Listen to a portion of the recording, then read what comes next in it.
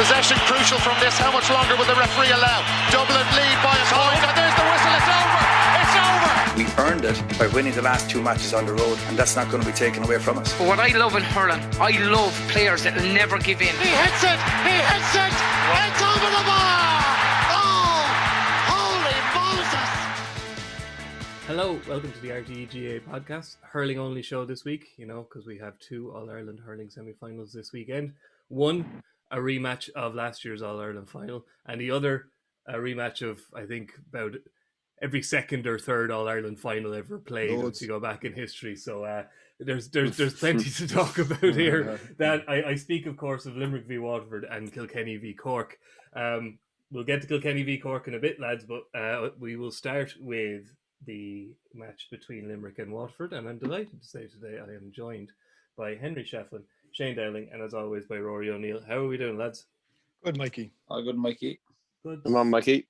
Good stuff. Right. It's a rematch of last year's final, obviously. And Munster final. And the Munster final. So 2 teams who know each other well.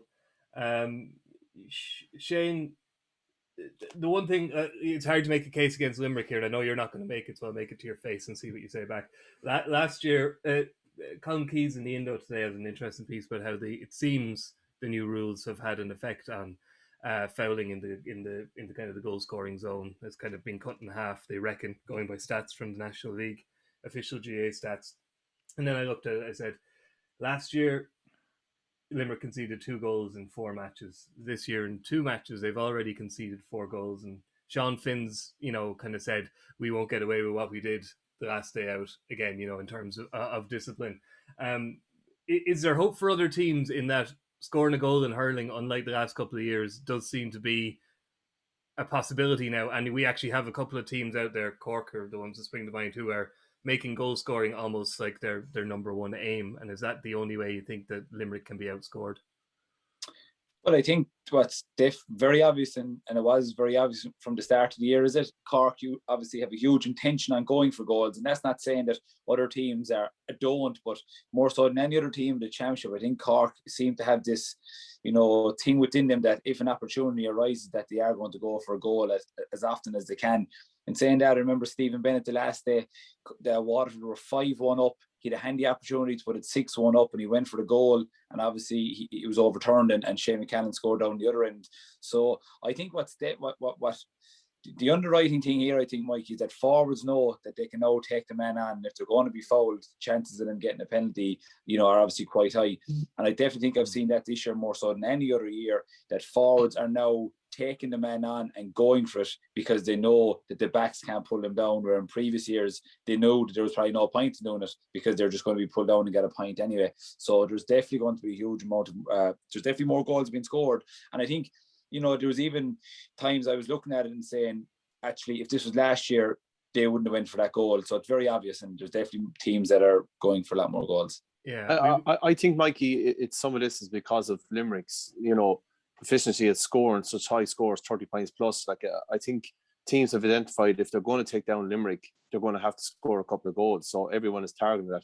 Obviously, as well as at the onset of the 2-man full forward line, those players inside are just given one job. They've loads of speed, but they're told if you win it, you go at your man. And obviously then, as Colin Keys has outlined, the cynical fouls are probably not as relevant. But I listened back to Liam Cahill's interview after the match last year, the All-Ireland final, and he referenced we needed to score 2 or 3 goals to beat Limerick. So that's high in the agenda. So I definitely think Cork are one team, but I think Waterford are goal thirsty as well. They just want goals. We've said it a few times, Rory, on the podcast, haven't we, how Limerick flood the middle third, and from watching from the stand, you'd be screaming at him, just play a 20-yard forward ball. You got, as Henry referenced, you got 2 forwards inside, they're one-on-one, just get the ball in there. But obviously, when you're actually down on the pitch in that middle third that's being flooded by Limerick players, it's close to A, impossible to see that pass, and B, get it off in time. But do both teams play very similarly, Limerick and Waterford, that is? I think both teams actually do set up quite similarly in that you've got kind of the tip of the spear in Aaron Gillan stroke Desi Hutchinson.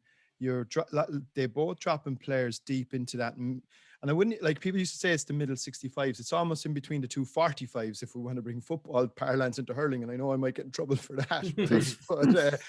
But it's like that middle area is going to become a bit of a war zone, I'd imagine, on Saturday. And it's going to be like they do play very similar styles, both of them. I would say Liam Cahill has probably taken a leaf out of the Limerick book by and large. Do they have the power and the physical presence to execute that kind of a game? I think we'll see on Saturday. They've come up short on a couple of occasions. I mean, look, the reality is last year's All-Ireland final, albeit being played in winter conditions, they never really raised the gallop. Now, I think this time round, summer conditions obviously will suit them a little bit better. They have lots of pace in and around that area. The other thing that strikes me about Waterford as well, and they're nearly out on their own in this, their ability to get that ball up in close quarters, play in small spaces is nearly unparalleled. They're up, like they have so many really quality stick merchants in that midsection that's why I give them a good chance on Saturday. Now, will it be enough to sort of, to match fire with fire and meet Limerick halfway? Like, Limerick can play, we all know what we're going to get from Limerick, but nobody can stop them. That's how good they are, and that's how well-oiled and well-drilled they are. The one caveat that I'd probably throw in from Waterford's perspective, if they were looking for a little bit of hope, is I think they hit a utopian-like display against Tipperary in that second half, and particularly in that second quarter. Is it possible to reach those heights again? I mean, the two lads would be better placed to tell us there, but that might be chasing the dragon a small bit from a Waterford or from a Limerick perspective, in that, like, it was just perfect. Everything was just so perfect. The way they'd hope they won't find themselves in that situation again, I suppose. Yeah, and they possibly won't need to reach those levels. Yeah. But I think it's just going to make for an absolutely intriguing contest. On that reaching that level, Shane, I just wanted to get you've probably spoken about it before, but I he's been talked about now as, if Limerick win the All-Ireland, he's probably the hurler of the year. And Kyle Hayes, he's got 2 goals from wing back. The one the last day, it beggared belief, let's be honest with you. I don't think many of us had seen anything like it before. When you finished up with Limerick, he was a scoring wing forward. Now he's a scoring wing back. Was there anything in how he played with you or against you at club level that suggested he was going to make that move back? And are you surprised in any way by kind of what he's made of the role? Started centre back, I think, didn't he? Well, so he would have played centre back, we'd say, with Limerick underage when he was obviously grown up, whatever. But I remember we had this debate, myself and Don Logue, when Limerick played Cork in the league, and Don Logue was comparing, Declan Hannon at centre back compared to Kyle Hayes centre back, and whenever Declan finishes up, that Kyle might be the obvious choice to fit the bill in there. And my point that day was that I don't think Kyle is ever going to make a 6. Not because he's not good enough to play there, but because he'd be restricted if he plays there. Like, when do you? Okay, you have to sit. You have to sit. You have to sit essentially for the majority of it. Whereas a wing back now has a license to fly up and down the field. And like, the one thing that I obviously always saw with Kyle anyway was his physique and his athleticism. And I think Jackie called him an athletic freak, and he's probably right in what he's saying. Like, the power of the man is unbelievable. But like, if you go back even to when we won the All-Ireland in 2018, like, we had Diarmid, Declan and Dan Morrissey, and with the greatest respect to all three, what Kyle is doing now wouldn't be their game. Diarmid might pop up with a couple of points, but he wouldn't go up that wing at that pace. And I think, like, what has John Kiley and Paul Knock done for Limerick over the last couple of years? Well, they've done a fair amount, but the one thing that they have done is they've definitely created a new wing-back role going forward for a long number of years, because I wouldn't have seen that coming. I remember when Limerick played Tipperary last year, it was the first day they'd done it, and it was all kept under wraps, obviously, as it would be. And from then on, it's just been an incredible move, because not only has he got what he's done this year, but if you go back last year, he should have got the first goal against Galway in the semi-final. He should have definitely got a goal against Waterford. It was a shocking miss, and I told him the same. He should have done better. So, like, to be fair, he has not just got a goal or two this year, 2 goals. He actually has had chances to get a lot more in the last 2 years. It's phenomenal, really, how he's turned it around. Looking at Waterford, Henry, one thing that was very noticeable the last day, and it's kind of incredible considering the losses Waterford have suffered in terms of injuries and withdrawals and stuff in the last year. the impact of their bench last day was phenomenal. Neil Montgomery and Mikey Kiley, I think they got 2-4 between them off the bench, which is kind of it's what you need now, I suppose, because the game is so physically demanding, and you need that injection of fresh blood, I suppose. So to be able to not count on it, but the last day to get 2-4 off the bench is phenomenal going, isn't it? Yeah, and similar. Well, Mikey Kiley is probably a little bit different, but Neil Montgomery would have been thereabouts, and similar to Jack Pendergast, Peter Hogan, that style of play that's very quick and fast, and obviously had a massive impact. The big thing for me in Waterford is that it's the big M. They have momentum, and I think that's what Waterford craved. And listening to Liam Cahill after last year's All-Ireland, there was a very interesting article actually he did in the Examiner last February, where he said 7 days out from the All-Ireland, they played an internal match. And obviously it was on the back of a great victory against Kilkenny. But he said he knew that day he was very worried leaving the fields. He said, for some reason, he said maybe they'd be tentative. They were a bit nervous about the All-Ireland final. And he said, we lost the momentum. Obviously, they have no issue with that heading into this week after the last two performances. So, and that's what Waterford craved. They craved that, just let him go and just let him at it. And that's the kind of attitude, the carefree attitude they have at the moment. And that's the way that I think they approached the Tipperary game and the Galway game. And they've had two massive victories on it. The bench press is something that we've all spoken about. And with Shane not there and some other changes in the Limerick setup, are they as strong coming in off the bench? Will Gillan be back in from the start? We would all expect he will be. So will that Graham Mulcahy coming in have as much impact as he would have had previously?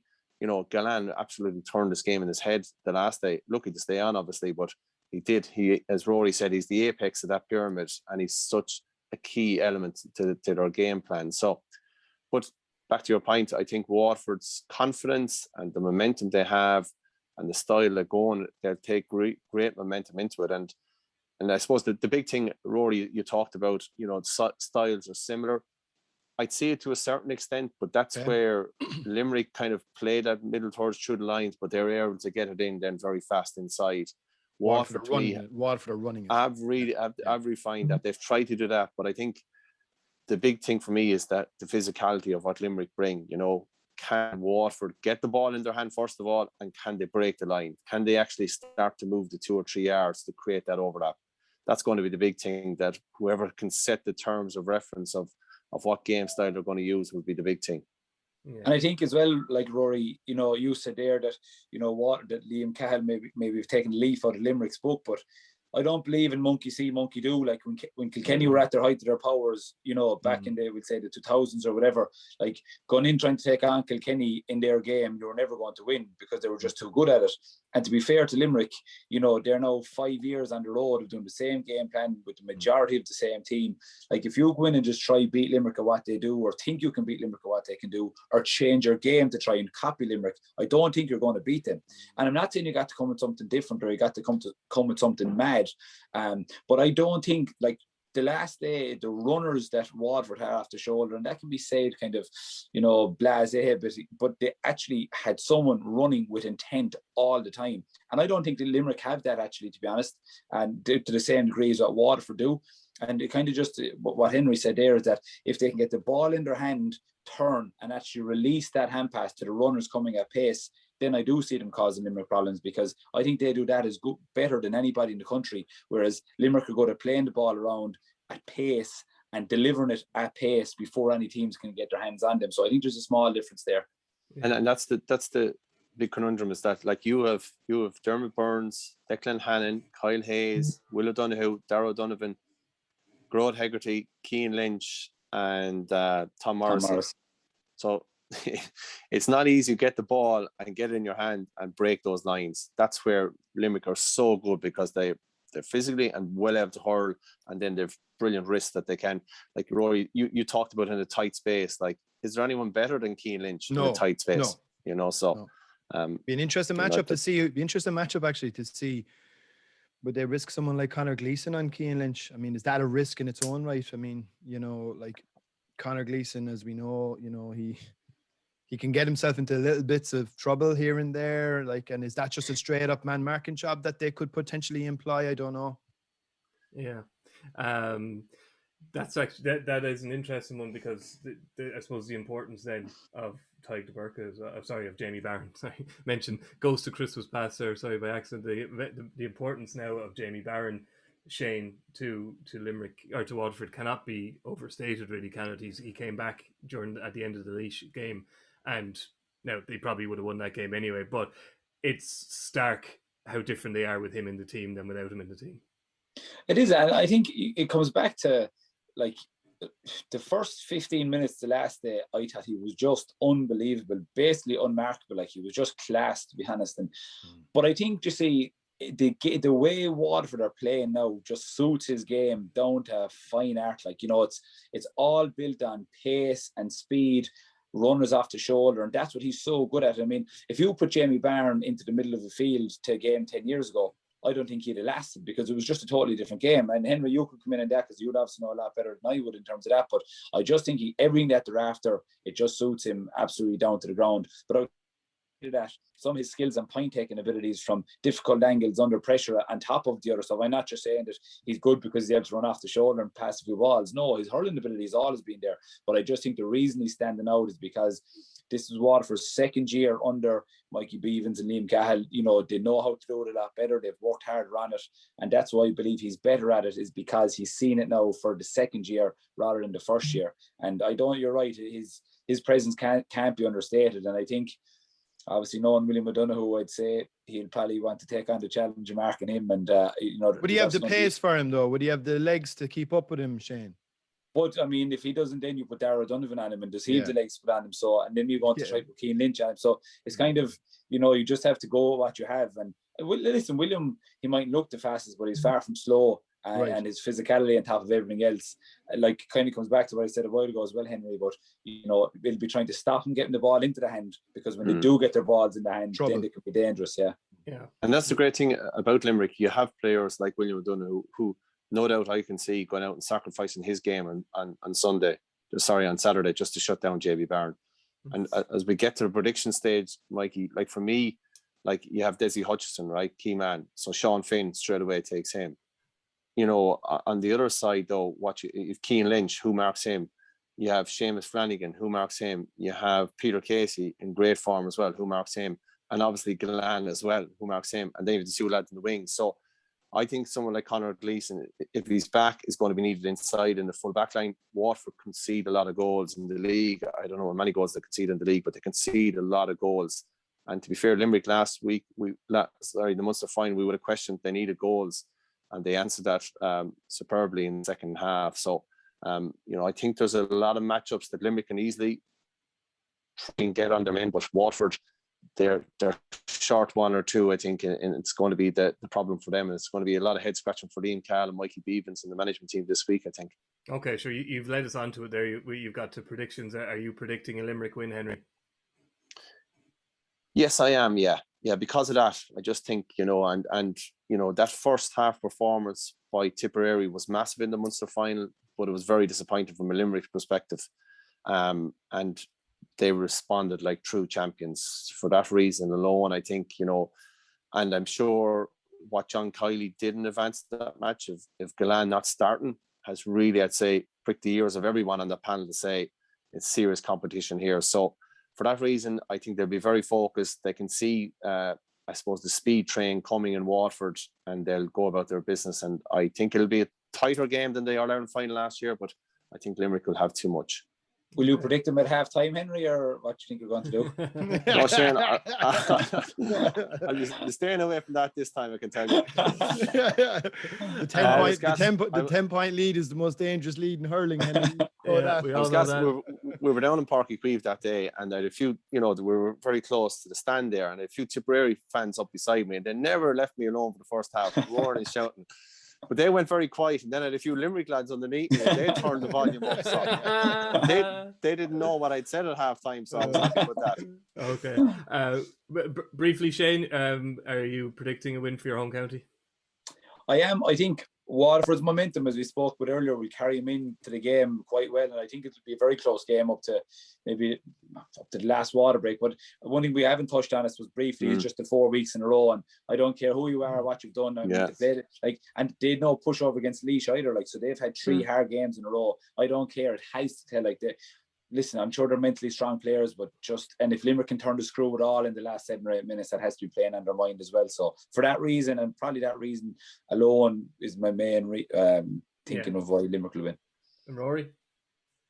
Yeah, well, I said to you at the very beginning of the year that I felt Waterford were going to win the All-Ireland, and then I went away from them before the Galway match because I thought the performance against Clare was so flat. Now, in fairness to them, look, as you mentioned, Jamie Barron was missing, and he does make them tick, and that he was a huge loss for that match. I just have a sneaky feeling this is their year, not just on Saturday. I think they might do it, and I went away from them once, which was probably a mistake on my part. I'm going to stick with them again. The cock isn't going to crow twice. No, one small story is I have a good friend of mine who's been based in UCC. He's involved in UCC hurling club and in the GA club in UCC. And a couple of years ago, he just kept telling me about all these Waterford players that were coming in. And they've, as you know, UCC have players coming from all over Munster, and he just couldn't get over just how skillful they were. And I think if they can marry the skills that they have and bring and meet Limerick fire with fire and in the physical stakes, I think they have a really good chance to upset the Bucks. Okay. So we never even mentioned Austin Gleeson. That'll tell you now. So he's in great form. So he is in great form. Yeah, intriguing. Right, we'll move on to the other game, which is no less intriguing. Henry, I don't know if you've spotted it, but I've kind of spotted this, and I've probably been guilty of it as much as anybody. But there's kind of a narrative now around Kilkenny where they're being praised to high heavens for their durability, how they won't give up on a game, how they'll fight to the end.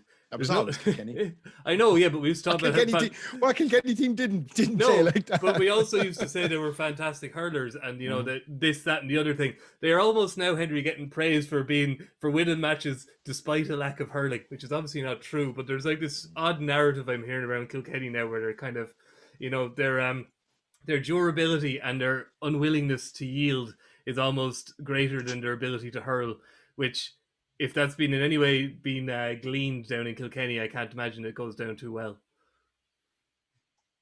No, I don't think you've heard that around Kilkenny. I've heard some of our panelists on the Sunday game, and they haven't even referenced Kilkenny in their analysis and their predictions. So I think that's just the way, and maybe that's because Brian Cody's been there so long. That's the way they've been envisaged, and they've been at the top for such a high level. So because of that, I think that probably hasn't gone unnoticed down here, Mikey, to be honest. But there have been subtle changes in the way they've played. I think that has been an improvement in their performances, and we've seen that. And just look at the record over the last couple of years. That's why I'm surprised people just kind of don't talk about them as much. Maybe we've spoken about them so much that they've been pushed back a little bit, and the newer teams and teams coming through the qualifiers get that kind of more airtime, I suppose. But look, I think it is. But look, isn't it a great narrative to have, Mikey? And they've shown that in spades over the years. And that's what we always know we will get from a Brian Cody team and any team. And I suppose from a Kilkenny perspective, with my Kilkenny hat, would know this. If you have that, you have a chance. And Kilkenny definitely have a chance, I think, this weekend. Yeah, I'll go to you. I'll go to you next, Rory, with the stat which I managed between the Olympics madness this morning. Managed to drag out. Cork have played Kilkenny 25 times this century in league and championship, and they've won 7 of them, which is obviously not as. I suppose Cork's stats against most of their major rivals this century probably don't stand up to the last century as kind of the nature of it, but. There probably used to be a slight psychological, not hold, but at least Cork might have had a menace before facing a game against Kilkenny, which you'd argue isn't there for this current Cork team. Well, I don't know about that, Mikey. I'd still see do you remember the scene in when they were talking about Hyman Roth in The Godfather 2, where I don't know who it was, says to Michael Corleone, your father might not like Hyman Roth, your father might not get on with Hyman Roth, but your father always respected Hyman Roth. And that is the way Cork would always look at Kilkenny. I mean, they're kind of, look, they're the All Blacks of our sport, really. You know, they're still the yardstick by which most teams will measure themselves. Are they as strong as they were? No, that's absolutely fair. They're not. They don't have the same personnel to pick from. But you know that they're not going to be found wanting for fight. They're not going to be found wanting for commitment, desire. They will die on every ball. You will literally have to be boarding up the coffin to beat them and to make sure that it is shipped out and gone if you want to win this. And that's where I'd be a small bit fearful, like that the game will end up in the trenches. Rory, sorry. Sorry, go on, Rory, Henry. I was going to say, the other thing is that they're probably some of the most skillful hurlers. They're probably one of the all-time greats in TJ Reid, and true. And that narrative, I think, is sometimes lost. You know, like and Shane will probably come in the back of this. Adrian Mullen is going to be a special talent. There's no doubt. And Cody already is. Like they have some fabulous hurlers. I do think there's one key point though. Fergal Horgan is reffing, and as we know, look, Fergal, what's the best way to put this? Leave his whistle in the dressing room. Yeah, right. So I don't agree with that narrative either. I think Fergal lets the flow. Yes, he does. Let's the flow. He's not Fergal's not the best, but hold on, Rory. He's not the best referee because he lets it flow. Like he you know, people respect him. You talked about respect. People respect him. They know if they do something wrong, he'll pull you up on it. Yeah. If he goes after something, he'll do it. And that's why he's the top referee. You know, it's not because look, I do think from Cork's perspective, forewarned is forearmed. They know going into this, especially you just look at the Kilkenny Wexford game. If you're going to be looking for protection from the rules or the ref, forget about it. Cork know that now going into Sunday. So I think they'll be prepared for that side of it. And it's not like they're shrinking violets themselves. I think the key thing from Cork's perspective is they just need to keep that ball moving quickly, moving it as fast as possible. Don't get down, don't get involved in an arm wrestle like they did 2 years ago in the second half where Kilkenny came out and basically, pulled Cork down into the trenches and what are you made of? And lo and behold, we're showing up again. I'd hope that they'll have learned a little bit from that. There's a lot of personnel changes since then. But I'd be very, very nervous from a Cork perspective going into this game. On those personnel changes, go on. Sorry, I was going to come in again because I think that 2019 game, I actually was at it, Rory. And to be honest, Cork went at him. Horgan was brilliant that same day. But in the second half, Cork retrieved. Yeah. In the second half, though, Cork retrieved up the field. They all went back the field. Kilkenny had two half-backs standing in the row, Horgan up top on his own, and they weren't attacking with the same ferocity as they were in the first half. So, and you said there's a lot of changes. I was just looking. Kilkenny have 7 of that team. Cork have 7 of that team. Yeah, more than likely on either side. Yeah, that's what I'm saying. Both sides have a lot of personality. On that, Shane, I suppose the stick that was always used to beat Cork in the last couple of years was the defence. No one really questioned the attack too much. You know, going into this game, you know, in Patrick Collins, they've a goalkeeper who is very solid between the sticks, and also people's concerns about his restarts are kind of dissipating. And then you got Sean O'Donoghue at cornerback and Tim Mahoney at wingback, who are two of the most informed defenders. The Cork defence now isn't the weakness perhaps we thought it to be in the last couple of years. No, it's not. And I'd say I just come back to that in 2 seconds, Mikey. Just two things I'd like to say there is, and Henry came in and said one thing that kind of gets lost is that the Kenny forwards, and a lot of them are some of the most skillful hurlers in the country.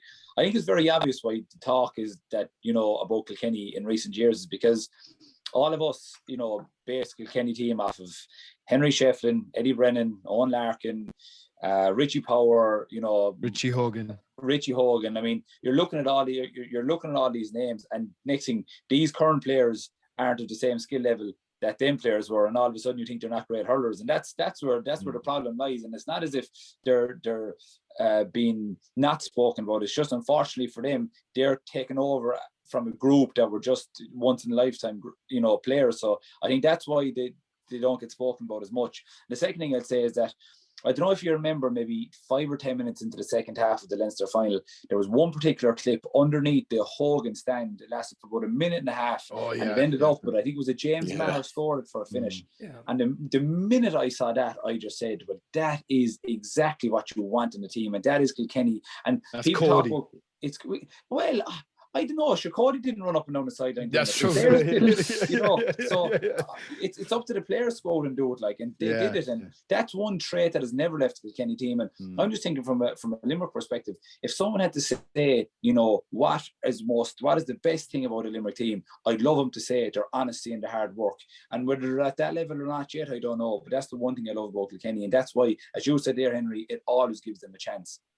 So come back to Cork then. Yes, Patrick Collins has been exceptional, and maybe the defence in previous years, has, I don't know, let them down being the right word, but I think if you go back to that game 2 years ago, it was their forwards kind of went missing for large periods of the second half as well. So, and again, and Henry gave us the statistic there. There's a lot of new players in that Cork team since 2 years ago, and again, stats are what you make of them, right? And just because Cork have only won, what you say, Mikey, 6 or 7 of the last 25 outings, should that have any bearing on the game on Sunday? For me, anyway, it shouldn't. If I'm a player, and listen, I can speak perfectly about this, because in Limerick, all we heard about for such a long time was 1973, losing the All-Irelands.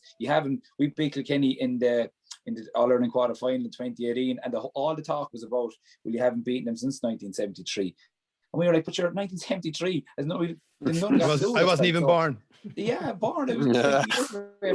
I was 20 years away from being born. I'm not born. So I just think, I don't believe in any of this type of stuff. And I think that's what we've done well in Limerick in recent years, is all them numbers are a waste of time. We have to create our own history now. And it's up to these Cork players now to create their own history. It's well spoken about that they're on a crest of a wave. Their county's on a crest of a wave. They've obviously got players coming. The Cork Knives is back. And, but again, as someone said to me the other day, like, you look at Jack O'Connor, who for me is freakish in terms of his pace, but like, if you go back to 2007 All-Ireland final, where Shane Hickey was a young green cornerback for Limerick, and they stuck who went in on top of him? Exactly. And before you knew it, it was nearly game over. So, like, I would be fairly surprised if Jack O'Connor doesn't get a clip or two early on, as well as other Cork players. But I think if Kilkenny can bring the physicality element to it, like they did against Limerick 2 years ago, I think there's only going to be one winner and one winner only.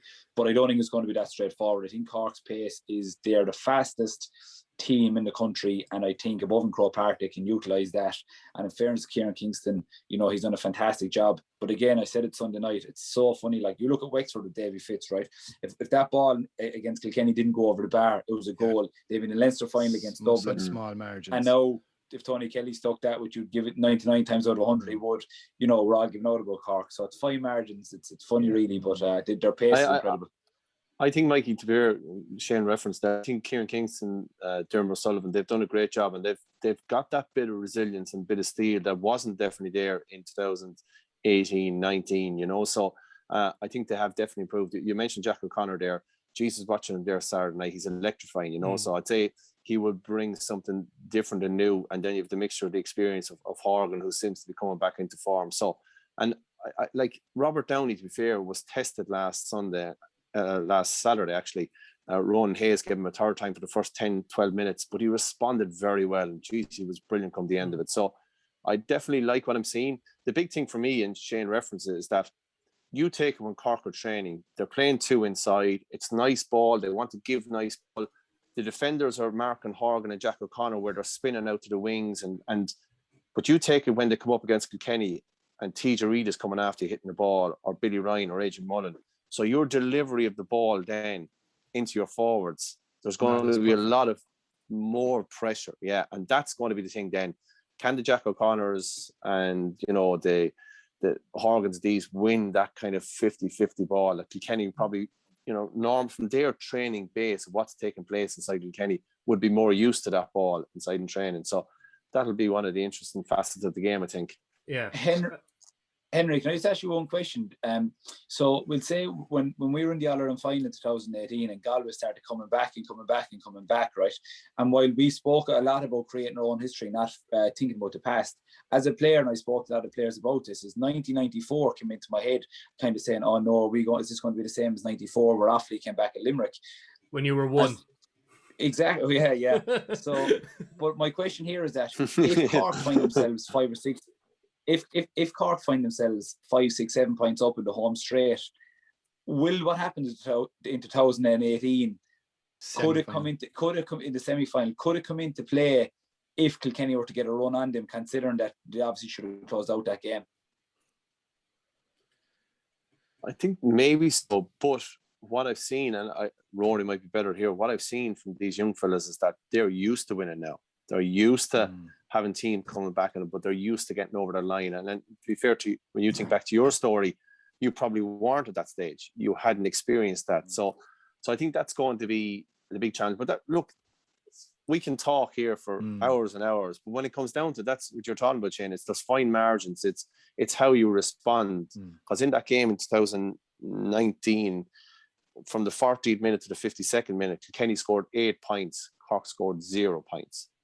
So you think back to the Munster final when Tipper under cost from Limerick, you're looking at the Tipperary players saying, someone stand up here and deliver something. Either win a hard ball, win a free, and that's it, Shane. Isn't that it? Like it's those fine margins when it comes down to it, you know. And I think, Shane, you gave a great interview. In fairness, after, I don't know, had you gotten man of the match, or was it just you were the first person we grabbed after the game against Galway? Or sorry, after the game against Cork, where you said, you know, look, we're coming back up here in a couple of weeks' time, and I hope we're not coming back. I think the words you used, I hope we're just not coming back, like previous Limerick teams that were not just coming up to march behind the band. Was that correct? Yeah. And that always stuck in my head, and I said, you know what, fair balls to him, because that's exactly the attitude that you need when you're going in to try and write your own history. And I think there's an element to that probably Waterford and Cork probably need to take into both matches over the weekend. And whether that's good enough, I don't know. I'd be nervous enough for on Sunday. I think Kilkenny are definitely, you know, I think they have, I wouldn't necessarily go along with the fact that they've been disrespected. I think that I wouldn't go, they're not being talked about in the glowing terms that we would always associate with Kilkenny. Because they, as we mentioned earlier, they don't necessarily have the star quality just yet, sort of, you know, sprinkled across the team, but that's obviously coming. Go on, prediction then, Rory, go on. I actually, and I can't believe I'm going to say this, like, but I actually think Kilkenny will win the game, yeah. Okay. Henry? Yeah, I think, and Shane Murphy's the last match, it's a couple of weeks in a row again for Cork. Will it take the, you know, Kieran Kingston saying after the week there's a couple of knocks, a couple of tight hamstrings. It's a short turnaround again for them. So, and I think Kilkenny are improving steadily. I think the confidence is growing. The panel is getting stronger as well. So, for that reason, I think Kilkenny will have too much. Okay, Shane, can you give a shout to your fellow Munster men? I don't know. I said on Sunday, I think Cork, but Jesus, this now, but it is their third week in the bounce, and Kilkenny are coming in a small bit under the radar. And I'm not so sure, by the way, Shane, just on that, I don't know if that's such a big deal with lads when their average age of there'd be other issues that I'd have with Cork, but the playing week on week when your average age is 23 years of age, is that really such a big deal? No, but as you said, if you got to pick up an injury and you miss 2 or 3 days, all of a sudden you've only 3 or 4 days to recover. So it's not so much the playing, it's if you got a couple of niggles and it takes a couple of days to recover, and that's the problem. So sorry, Rory, I'm sitting on the fence here because I actually don't know. It's a hard one to call. You do look confused, Shane.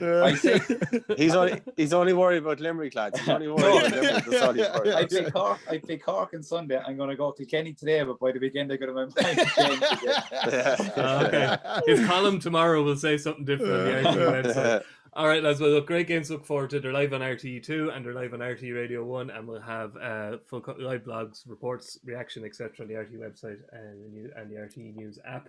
And if you want wall-to-wall Olympics, that's the place to go to. If there's bags under my eyes, it's because of the Olympics. Anyway, I say thank you to Henry, I say thank you to Shane, and thank you to Rory, and we will catch you all again next week. Thank you very much. Crucial from this, how much longer will the referee allow? Dublin lead by a point, and there's the whistle. It's over. It's over. We earned it by winning the last 2 matches on the road, and that's not going to be taken away from us. But what I love in hurling, I love players that never give in. He hits it. It's over the bar. Oh, holy Moses.